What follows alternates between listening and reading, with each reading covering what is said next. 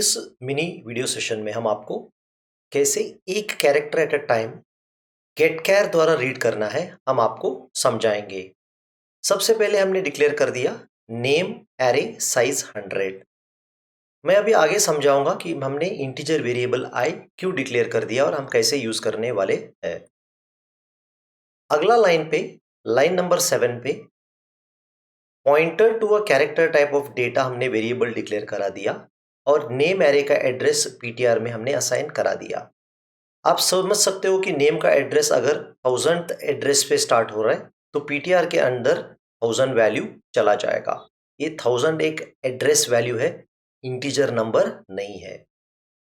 Line number 9 पे मैं user से कह रहा हूं कि कुछ एक डेटा एंटर करते जाइए। तो ये गेट कैर फंक्शन अगर आप देख रहे हो यहाँ पैरेंथेसिस, ये सबसे इनर मोस्ट पैरेंथेसिस है। तो सबसे पहला गेट कैर एक कैरेक्टर रीड करेगा कीबोर्ड से। समझ लीजिए मैसेज या कैरेक्टर है वेलकम टू ग्राफिक इरा। तो जब W होगा, W का ASCII वैल्यू आई में चला जाएगा, क्योंकि गेट कैर क्या करेगा, गेट कैर जब कैरेक्टर रीड करेगा उसका इंटीजर वैल्यू रिटर्न करेगा। तो W का वैल्यू जो भी ASCII वैल्यू होगा वो आई में असाइन होगा।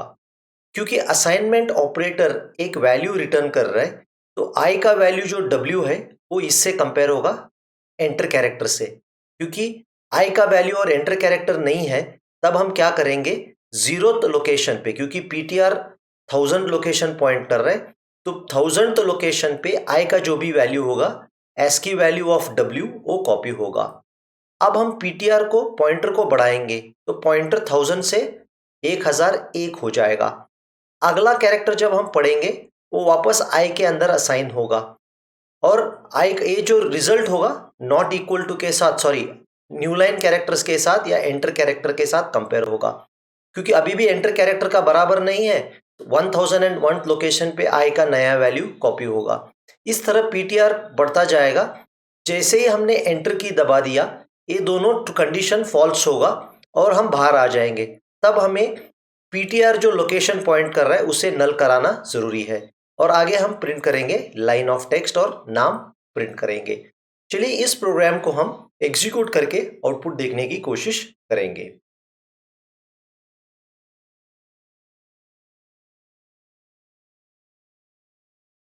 तो ये था कट एंड पेस्ट। चलिए अभी हम इस प्रोग्राम को एग्जीक्यूट करने की कोशिश करेंगे। तो अब आप यहां देख सकते हो मैं एक मैसेज एंटर कर रहा हूं, वेलकम टू, समझ लीजिए ग्राफिक एरा की जगह इंडिया डालेंगे इस बार, वेलकम टू इंडिया।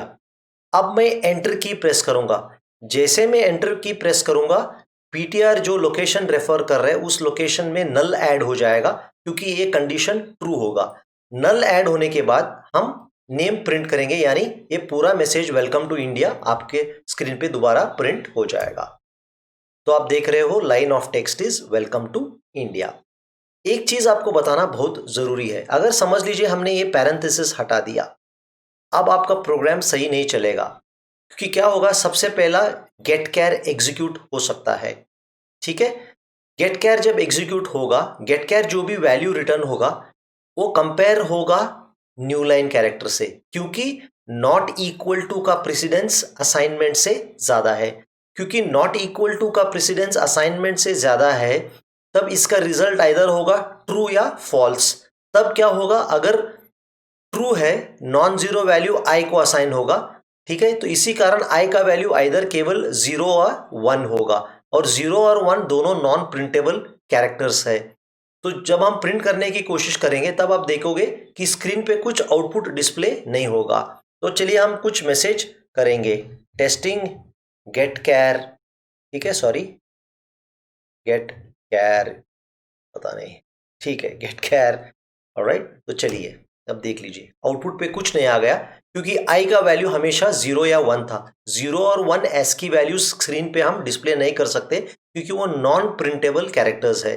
तो आपको असाइन इसका प्रेसिडेंस समझना बहुत जरूरी है। Precedence of not equal to assignment से हायर है।